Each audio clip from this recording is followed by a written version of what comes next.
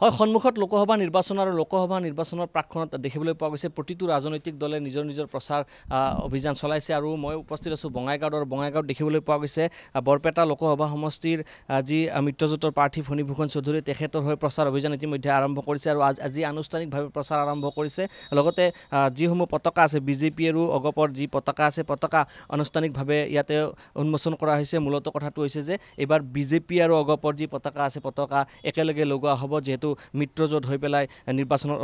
অৱতীৰ্ণ হ'ব আমি দৃশ্য দেখুৱাইছোঁ আৰু বঙাইগাঁও চহৰবাসীয়ে বৰ্তমান এই ধৰণে প্ৰচাৰ অভিযানক লৈ পেলাই ব্যস্ত হোৱা দেখিবলৈ পোৱা গৈছে আৰু বঙাইগাঁও চহৰৰ পৌৰপতি নিজেই ইয়াত উপস্থিত আছিল আৰু আজি কাৰ্যসূচী উদ্বোধন কৰিছে আপোনাক স্বাগতম জনাইছোঁ আমি দেখিছোঁ যে অগপ আৰু বিজেপিৰ পতাকা আজিৰ দিনটোত একেলগে আপোনালোকে উন্মোচন কৰিছে মূলতঃ কাৰ্যসূচী হৈছে যে আজিৰ পৰা আনুষ্ঠানিকভাৱে প্ৰচাৰ আৰম্ভ হৈছে কি ক'ব এই সংক্ৰান্তত আজি আপোনালোকে জানে যে আগন্তুক লোকসভা নিৰ্বাচনৰ কাৰণে আমাৰ মিত্ৰজোঁটৰ প্ৰাৰ্থী অৰ্থাৎ অগপ আৰু বিজেপিৰ মিত্ৰজোঁটৰ প্ৰাৰ্থী শ্ৰী ফণীভূষণ সকলৰ সন্মানিত বৰ্তমান বিধানসভাৰ সদস্য মাননীয় শ্ৰী ফণীভূষণ চৌধুৰী ডাঙৰীয়া তেখেতে এই লোকসভা নিৰ্বাচনত আমাৰ মিত্ৰজোঁটৰ প্ৰাৰ্থী হিচাপে থিয় হ'ব সেইটো উদ্দেশ্য আগত ৰাখি আমি আজি আনুষ্ঠানিকভাৱে ইয়াতে অগপ আৰু বিজেপিৰ ফ্লাগ হোষ্টিং পতাকা উত্তোলনৰ মাধ্যমে আজি এইটো শুভাৰম্ভ সূচনা কৰিলোঁ ইয়াৰ পৰা আজিৰ পৰা মানে আপোনালোকৰ পতাকা উত্তোলন পতাকা আজি লগোৱা কাৰ্যসূচী চলিব আজি আমাৰ গোটেই বুথত এইটো বুথ ৱাইজ হৈ আছে সেইখিনি ক'বলৈ পাহৰিছোঁ আমাৰ বুথ ৱাইজ প্ৰতিটো বুথতেই আজি আমাৰ মিত্ৰজোঁটৰ পতাকা উত্তোলন হ'ব আৰু এইটো দ্বাৰাই আমি সকলোৱে দুটা মিত্ৰজোঁটৰ প্ৰাৰ্থীক জিকাৰ কাৰণে আমাৰ অগপ আৰু বিজেপিৰ দলীয় কৰ্মীসকলে আজিৰ পৰাই আমি ময়দানত নামি যাম আৰু কি যদিও আমি হৈছোঁ এইটো আজি আনুষ্ঠানিকতা ঘোষণা কৰা হ'ল যে আজিৰ পৰাই আমাৰ দলীয় কৰ্মীসকলে মিত্ৰজোঁটৰ প্ৰাৰ্থী সন্মানীয় শ্ৰী ফণীভূষণ চৌধুৰী ডাঙৰীয়াক আমি যাতে ভাল মাৰ্জিনেৰে জিকাব পাৰোঁ তেখেতক জিকিব ন' ডাউট কিন্তু মাৰ্জিনটো ভাল কৰাৰ কাৰণে আমি যাতে সকলোৱে জঁপিয়াই পৰিব পাৰোঁ সেইটো আগত ৰাখি আমাৰ আজি এইটো আনুষ্ঠানিক সূচনা হ'ল আৰু ইয়াতে আমাৰ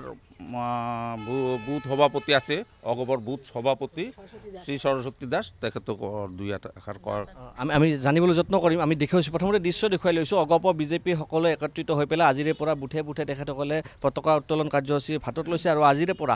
এক প্ৰকাৰ সংঘবদ্ধ হৈছে আপোনাক স্বাগতম জনাইছোঁ অসম গণ পৰিষদৰ ফালৰ পৰা বিজেপিৰ ফালৰ পৰা ইতিমধ্যে আপোনালোকে ৰণদংকা বজাই দিছে কি ক'ব আজিৰ দিনটোত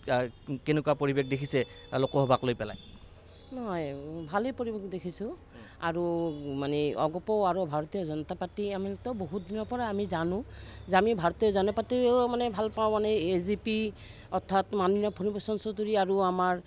সভাপতি শ্ৰী সুবোধ কুমাৰ দাস তেখেতে বহুত কাম কৰি আছে চলি আছে আকৌ আমি আগামীও মানে হেৰি কৰোঁ মানে তেখেতে চলাব পাৰোঁ আমি সেইকাৰণে যি কৰিব লাগে আৰু কি মই কৰিম দেখিবলৈ পোৱা গৈছে যে প্ৰতিগৰাকী অগপ আৰু বিজেপিৰ কৰ্মী আজিৰ দিনটোত এই ধৰণে একত্ৰিত হৈছে আৰু মূলতঃ কথাটো হৈছে যে আগন্তুক লোকসভা নিৰ্বাচনক লৈ পেলাই এক প্ৰকাৰ ৰণদংকা বাজিছে ৰণদন্দুবি বাজিছে আৰু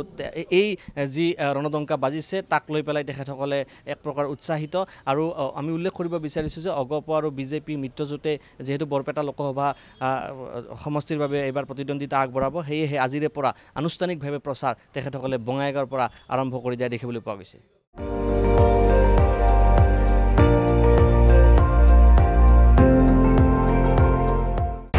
আপুনি চাই আছে ND24